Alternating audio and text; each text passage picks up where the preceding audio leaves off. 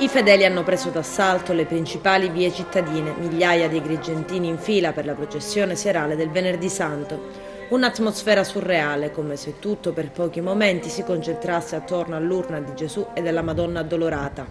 Duelli di folla hanno accompagnato in silenzio due feretri, piccoli passi e le preghiere che contraddistinguono il Venerdì Santo.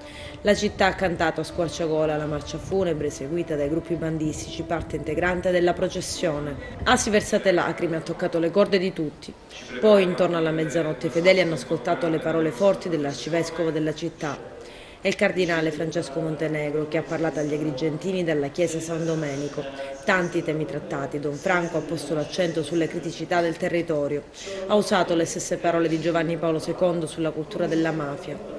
Don Franco ha condannato la piaga della disoccupazione, l'esasperazione dell'individualismo, la pratica sistematica della diffidenza che volta le spalle alla cultura delle iniziative di impresa, il clientelismo che corrompe e inquina la democrazia. Poi il grido di Don Franco sulla spazzatura, i vergognosi cumuli di rifiuti non li creano i nemici immaginari, ha detto. Poi ha tuonato sulla continua instabilità del polo universitario, un'agonia, ha detto, infinita, e a pagare il prezzo della grave situazione generale sono soprattutto i giovani. Ed ancora ha sottolineato l'acqua e il suo ciclo, distribuzione e depurazione, più che un diritto di tutti, rischia di diventare un lusso di pochi. Il nostro territorio è ferito da scempi e da abusivismo. Il conto salato che ci tocca pagare, ha continuato Don Franco, sono gli smottamenti, frane e scivolamenti a valle di costoni, il rischio crollo case, ponti, strade e anche della nostra cattedrale.